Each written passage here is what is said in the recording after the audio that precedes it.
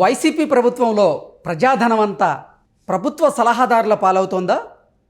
YCP ప్రభుత్వంలో కేవలం సలహాదారుల కోసం పెట్టిన ఖర్చు అక్షరాల 680 కోట్ల రూపాయల.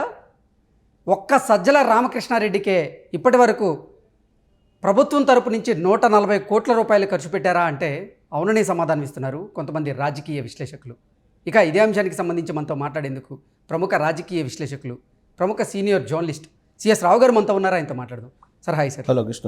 సార్, వైసీపీ ప్రభుత్వంలో ప్రజాధనం మొత్తం కూడా ఈ ప్రభుత్వ సలహాదారుల పాలవుతోందా?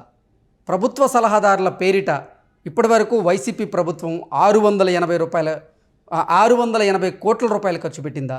ఒక్క సజ్జల రామకృష్ణారెడ్డికే 140 కోట్ల రూపాయలు ఖర్చు పెట్టిందా అంటే ఏం చెప్తారు సార్? ఇప్పుడు ఒకటేంటంటే జగన్మోహన్ రెడ్డి క్యాబినెట్ కన్నా కూడా సలహాదారులకు సంబంధించినటువంటి సంఖ్య త్రిబుల్ ఉంటుంది. త్రిబుల్ కాదు, ఇంకా ఎక్కువ ఉండొచ్చు. దాదాపు 100 మంది ఉన్నారు, 170 మంది దాకా ఉన్నారు అని చెప్పి చెప్తున్నారు. కానీ ఇప్పటివరకు అసలు ఎంతమంది సలహాదారులు ఉన్నారు, ఆ సలహాదారుల పేర్లు ఏంటి, వాళ్ళ మొహాలు ఏంటో కూడా జగన్మోహన్ రెడ్డికి తెలియదు అనేటువంటి వార్త కూడా బలంగా వినపడుతుంది. సరే, ఇంతమంది సలహాదారులను పెట్టుకున్నారు కదా, ప్రజాధనం అది. అసలు ప్రజాధనాన్ని దుర్వినియోగం చేస్తున్నట్టు చంద్రబాబు నాయుడు అనేది 2019లో ఒక పెద్ద ఆర్టికల్స్ ఎలక్షన్ ముందు కానీ ఎలక్షన్ తర్వాత కంపేర్ చేస్తూ కానీ వాళ్ళ సొంత మీడియాలోనే రాసుకున్నారు. సో నిజమే కావాలా అని చెప్పన్నారు.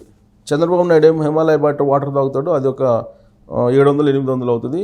అదే జగన్మోహన్ రెడ్డి అయితే కేవలం 25 రూపాయల బాటిల్ తాగుతాడు, 25 రూపాయల కిల్లే బాటిల్ తాగుతాడు. కాబట్టి వీళ్ళిద్దరూ కంపారిజన్ ఇది. ప్రజా సంపదని దుర్వినియోగం చేయకుండా ఎలా పరిపాలన చేస్తున్నాడు జగన్మోహన్ రెడ్డి చూడండి అని చెప్పి అప్పట్లో చూసాం ఆర్టికల్స్. ఆ తర్వాత సీన్ కట్ చేస్తే సలహాదారులు పెట్టుకున్నారు.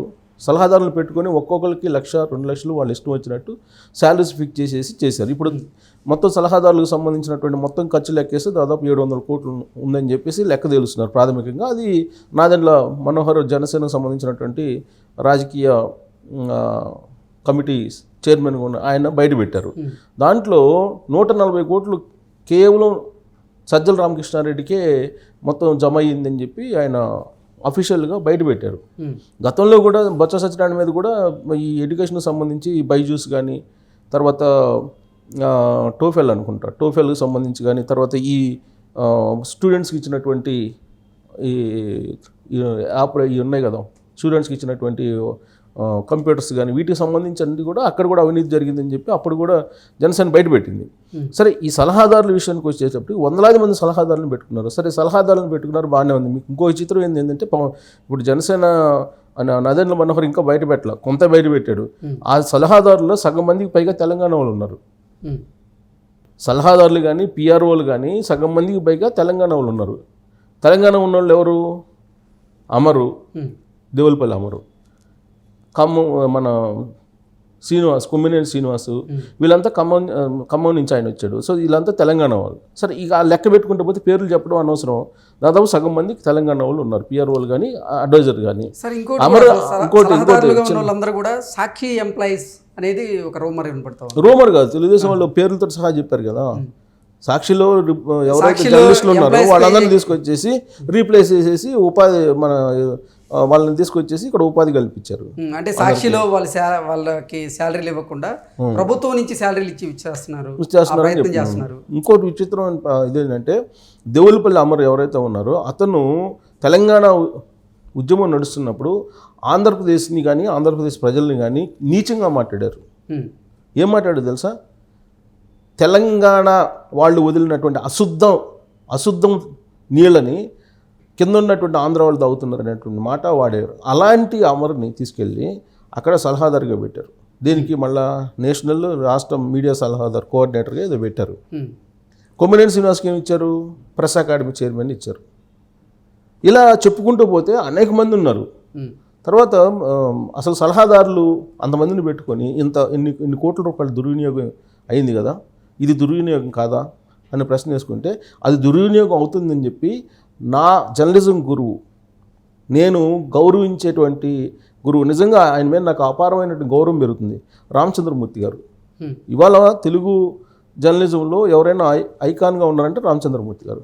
ఆయనని సలహాదారుగా పెట్టుకున్నాను. అక్కడ సలహాదారుగా పెట్టుకొని కరెక్ట్గా 4 నెలలు 5 నెలలు ఉండి సలహాలు, అసలు జగన్మోహన్ రెడ్డి సలహాలే తీసుకోవట్లేదు, ఇంక నేనెందుకు అనవసరంగా అని చెప్పి ఆయన చాలా గౌరవంగా బయటకు వచ్చారు. అంటే అలాంటి వాళ్ళు బయటకు వచ్చారు. ఎవరైతే కొంత నైతికంగా ఆలోచించే వాళ్ళు ఉన్నారో, నైతికంగా ఆలోచించే ఆయన బయటకు వచ్చారు. మిగతా వాళ్ళు అసలు ఏం లేదు, సలహాదారులు అంటే ఏం లేదు. ఆడ కుర్చీ ఉంటుంది, అక్కడ చాంబర్ ఉంటుందో కూడా లేదు తెలియదు, ఒక రూమ్ ఉంటుంది, ఆ రూమ్లో కూర్చోబెడతారు, నెల 1,00,000 2 లక్షలు శాలరీ ఇస్తున్నారు.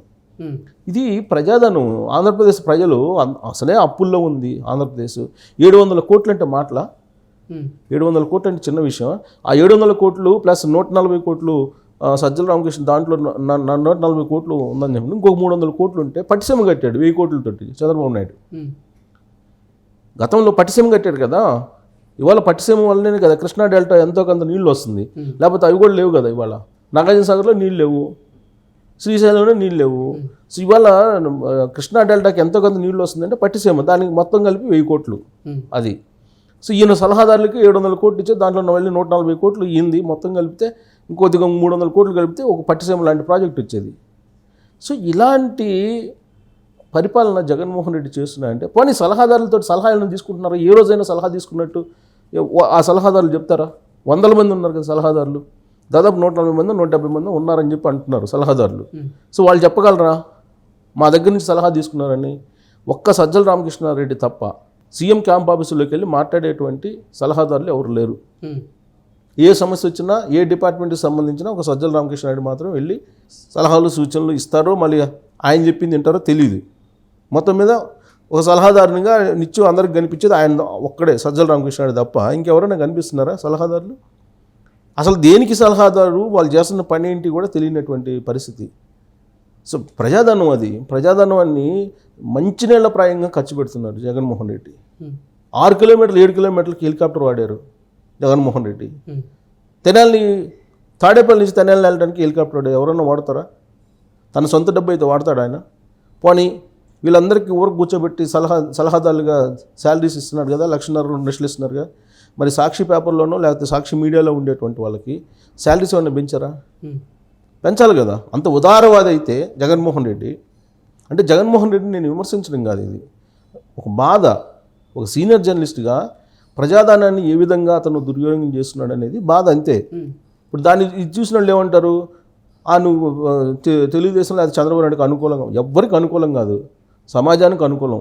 ఒక జర్నలిస్ట్గా 26 సంవత్సరాల పాటు నేను పనిచేసేది ఓన్లీ సమాజం కోసం పనిచేస్తే, సమాజం పక్షమే ఉంటాం మేము. కాబట్టి ఈ ఇప్పుడు చంద్రబాబు నాయుడు ఎందుకు ఓడించారు ప్రజలు?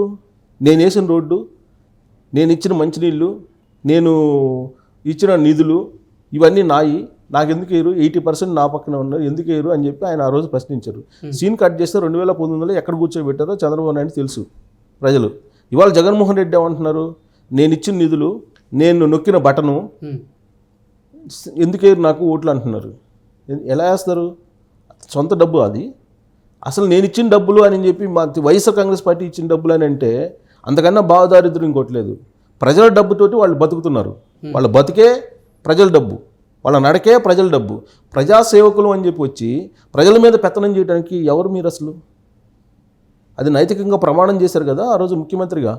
ఆ ప్రమాణ స్వీకారం చేసిన రోజు ఏదైతే ప్రమాణం చేశారో ఆ ప్రమాణానికి అనుగుణంగా పనిచేస్తున్నారా? ఈ దుర్వినియోగం అనేది అంతమంది సలహాదారులకి అన్ని కోట్లు పెట్టి ఇస్తున్నారంటే తన సొంత డబ్బు అయితే ఇస్తారా జగన్మోహన్ రెడ్డి? తన కంపెనీలు ఉన్నాయి కదా, తను పారిశ్రామికవేత్త, ఫస్ట్ పారిశ్రామికవేత్త కదా ఆయన. సో ఇండస్ట్రీస్ నడుపుతూ వచ్చారు కదా, వ్యాపారవేత్త కదా. అతను పొలిటీషియన్ కన్నా వ్యాపారవేత్త. సో ఆ వ్యాపారవేత్తగా ఉన్నటువంటి ఆయన తన కంపెనీల ఉద్యోగులకి ఈ విధంగా దుర్వినియోగం చేస్తే ఊరికి పని లేకుండా కూర్చోబెట్టి లక్షల జీతం ఇస్తారా? ఎవరైనా కానీ ఇస్తారా? ఎవరు? కేవలం ప్రజాధనం కాబట్టి మనది కాదు కదా, ప్రజల నుంచి వసూలు చేస్తున్నాం డబ్బులు, ప్రజల నుంచి వస్తున్నాయి, ఇచ్చేస్తాం, నా ఇష్టం వచ్చినట్టు ఇస్తాను, నాకు అధికారం ఇచ్చారు కాబట్టి నా ఇష్టం వచ్చినట్టు చేసుకుంటా అన్నట్టు ఉంది. అది ఆయన ఆత్మపరిశీలన చేసుకోవాలి. ఇప్పుడు ఆయన ఏదో విమర్శించడం కాదు, ఆయన ఆత్మపరిశీలన చేసుకోవాలి. ఎందుకంటే అక్కడ ఉండేటువంటి 5 కోట్ల ప్రజలకు సంబంధించినటువంటి భవిష్యత్తు, రాష్ట్ర భవిష్యత్తు ఆయన ఆత్మపరిశీలన చేసుకోవాలి. తను ఏం చేస్తున్నారు, తను ఏం చేయాలి అనేది ఆత్మపరిశీలన చేసుకోవాలి. జగన్మోహన్ రెడ్డి కాదు, రేపు ముఖ్యమంత్రి మారితే ఇంకొక ముఖ్యమంత్రి వచ్చినా కానీ ఖచ్చితంగా ఆత్మపరిశీలన చేసుకోవాలి. ప్రతి పైసా కూడా తన ఇంట్లో పైసా, తన జేబులో పైసా ఖర్చు పెడుతున్నట్టు ఫీల్ అవ్వాలి. ప్రజాసేవకు వచ్చేవనేది ప్రతి సెకను తన మనసులో ఉంటే తప్ప ఆ బాధ్యత, ఆ నైతికత రాదు వీళ్ళకి. అలా కాకుండా 700 కోట్లు కనీసం సలహాదారులకు పెట్టారు. పైగా ఆ సలహాదారుల్లో సగం మందికి పైగా ఇతర రాష్ట్రాలలో ఉన్నారని అంటే ఏం బాధ్యతగా వ్యవహరిస్తున్నట్టు జగన్మోహన్ రెడ్డి? చాలా బాధేస్తుంది. ఒకప్పుడు నేను ఊహించుకున్నటువంటి జగన్మోహన్ రెడ్డికి ఇప్పుడు అతను వ్యవహరిస్తున్నటువంటి తీరుకి ముఖ్యమంత్రి హోదాలో పూర్తి విరుద్ధంగా ఉంది. ఇది మార్చుకోకపోతే కనుక ఆంధ్రప్రదేశ్ నష్టపోతే ఆంధ్రప్రదేశ్ ప్రజలు నష్టపోతారు. ఆయనకేం కాదు, ఆయన ఇంట్లో వెళ్ళి కూర్చుంటారు అంతే. ఆయన హ్యాపీగా నేను దిగిపోతాను అంటున్నాను, ఎంజాయ్ చేశాడు, అయిపోయింది. తను ఏదైతే గోల్ అనుకున్నారో, తను ఏదైతే రీచ్ కావాలనుకున్నారో అది రీచ్ అయిపోయారు. సాచురేటెడ్ స్టేజ్కి వెళ్ళిపోయారు ఆయన.